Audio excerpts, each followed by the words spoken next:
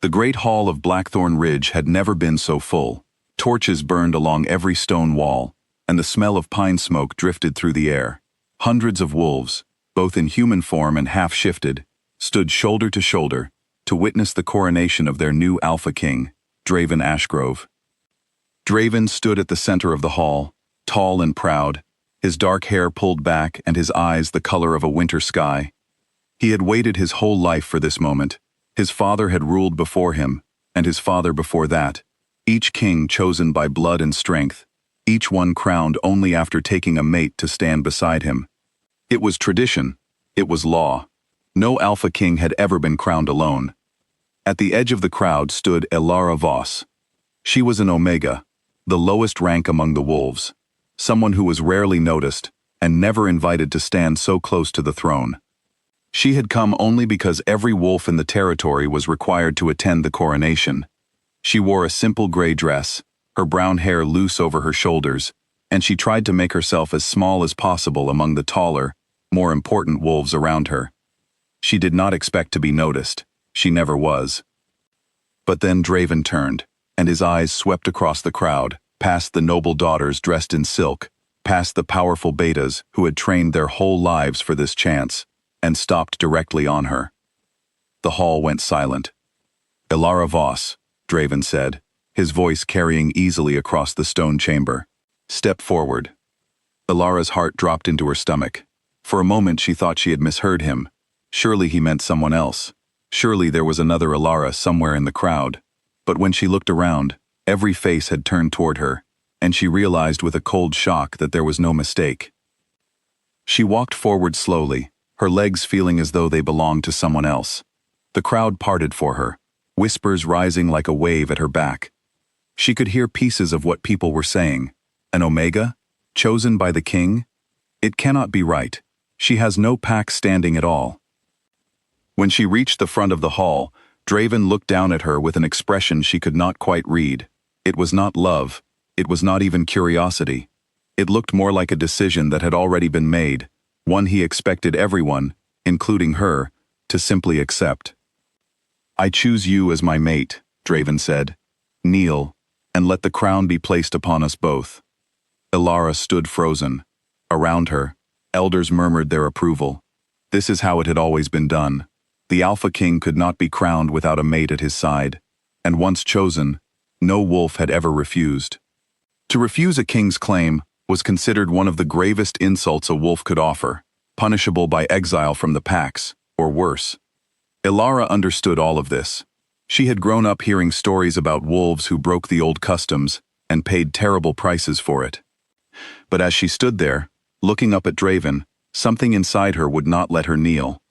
She thought of every day she had spent invisible among her own pack, ignored because of her low rank, never asked what she wanted, never given a choice about anything in her life.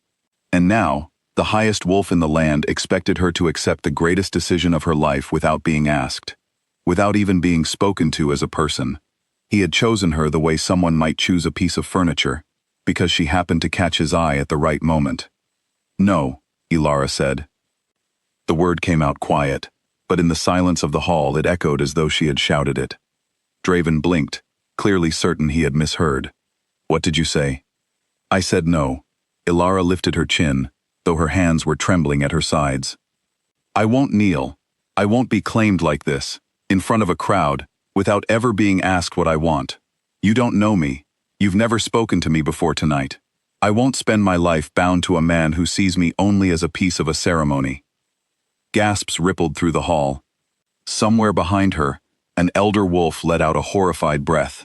A noble daughter near the front covered her mouth with her hand. No one in living memory had ever refused an Alpha King's claim, not in the middle of his own coronation, not in front of every pack gathered to witness it. Draven's face darkened. Whatever calm command had been in his voice before was gone now, replaced by something sharper, more dangerous. "You dare refuse me? Before my own crowning?" "I'm not refusing you as a person," Elara said, her voice steadier now, even as fear pulsed through her. "I'm refusing to be treated as though I have no voice in my own life. That's all I'm asking for, a voice." "This is not how our laws work," Draven said. "The mate is chosen. the mate accepts. That is how it has always been. Then maybe it's time the law changed, Elara said. The hall erupted into noise, wolves turning to each other in shock and anger and disbelief. Draven raised a hand, and two of his guards stepped forward, moving toward Elara with the clear intention of removing her from the ceremony, perhaps taking her somewhere far worse. Elara's heart pounded so hard she thought it might break through her chest. She had known there would be consequences. She had simply decided that keeping her voice mattered more than avoiding them. But before the guards could reach her, the ground beneath the hall trembled. At first, it was so slight that people thought they had imagined it. Then it came again, stronger, rattling the torches along the walls and causing dust to drift down from the high stone ceiling. Wolves cried out and grabbed onto one another. Draven's guards froze mid-step, uncertain what was happening. Above them, though the hall had no windows and no opening to the sky, silver light began to pour down from the ceiling itself, as though the stone had turned to glass and the full moon was shining directly through it. The light gathered and swirled until it took the shape of a woman, tall and glowing, her hair like moonlight and her eyes deep and ancient. Every wolf in the hall dropped to their knees at once, some out of instinct, some out of pure terror. It was the moon goddess. She had not been seen in the packs for hundreds of years, existing only in old stories told to pups before sleep. Yet here she stood, radiant and impossibly real, in the center of Blackthorn Ridge's own throne room. "Enough," the goddess said, and her voice was not loud, yet everyone heard it as though it had been spoken directly into their own mind. Draven, to his credit, did not run. He knelt like the others, though his eyes stayed fixed on the glowing figure before him. "Great goddess," he said, his voice unsteady for the first time that night. "I did not summon you. I do not understand." "You did not need to summon me," the goddess said. "I have been watching this hall for a long time, waiting to see what kind of king you would become, and tonight, you showed me exactly what I feared. You believe a crown gives you the right to take, rather than the responsibility to earn." Draven's jaw tightened, but he said nothing. The goddess turned then, her glowing gaze settling on Elara, who remained standing, though every instinct told her to kneel with the rest. Somehow, kneeling did not feel right in this moment. Somehow, she understood this was not about fear. "Elara Voss," the goddess said, and her voice softened, though it lost none of its power. "You have done something no wolf has dared to do in centuries.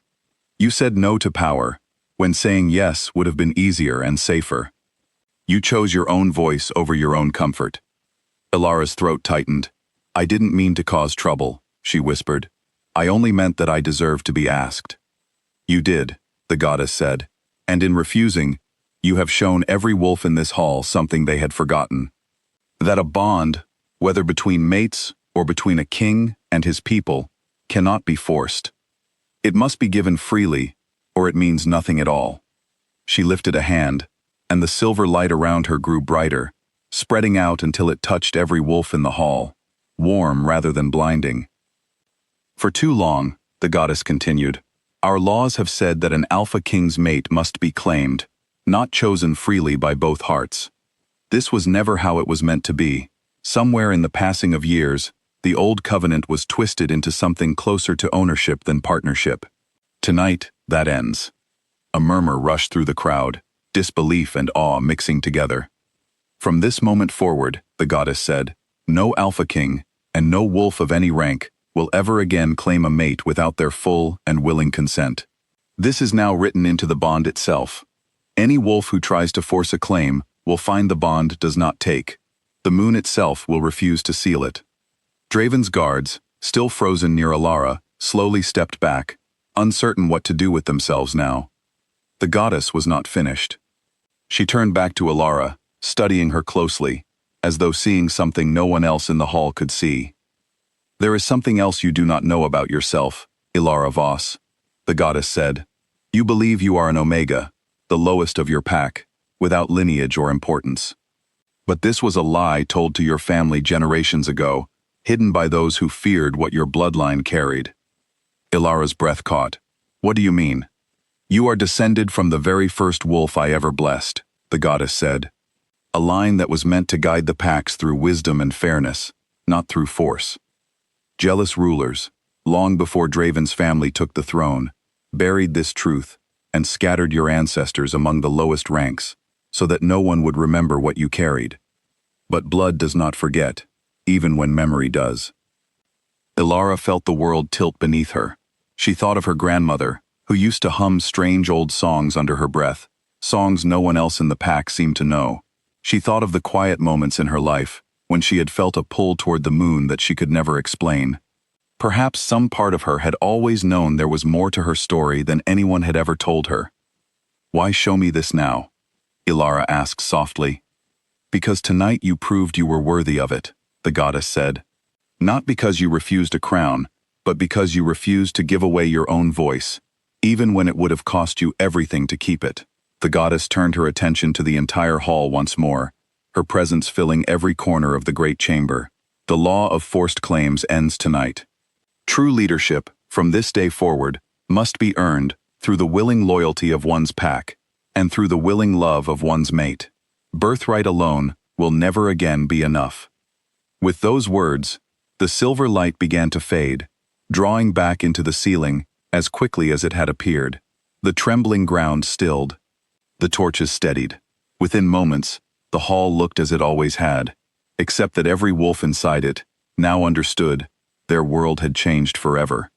Draven rose slowly from his knees, his crown still resting untouched on its velvet cushion nearby, no longer waiting to be placed on his head in the old way.